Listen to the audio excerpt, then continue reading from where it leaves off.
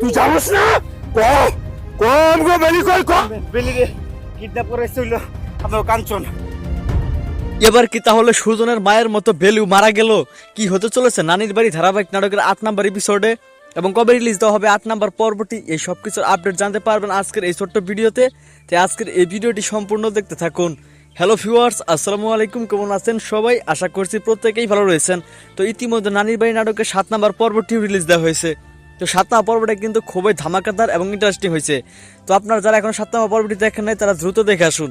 তো 7 নম্বর পর্বে দেখা যায় যে এদিকে কিন্তু মানে সুজনের মা কিন্তু সুজনের শোকে কিন্তু স্ট্রোক করে মারা যায়। আর অপর দিকে দেখা যায় যে বেলেকে কিন্তু কাঞ্চন কিডন্যাপ করে নেয়।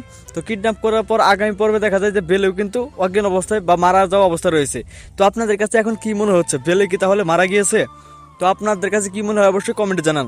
আর আপনারা যদি চান যে বেলে সুস্থ হয়ে বেঁচে থাকুক অবশ্যই কিন্তু কমেন্টে জানাবেন। ঠিক সেভাবে আগামী পরবর্তী 8 নম্বর পর্বটি তৈরি করা হবে। তো এখন আর বেশি দেরি না করে আপনাদেরকে আমি জানিয়ে দিব এই নানির বাড়ি নাটকের 8 নম্বর পর্বটি কবে রিলিজ দেওয়া হবে। তো সেটি জানিয়ে দেওয়ার আগে দ্রুত আমাদের এই চ্যানেলটি সাবস্ক্রাইব করুন।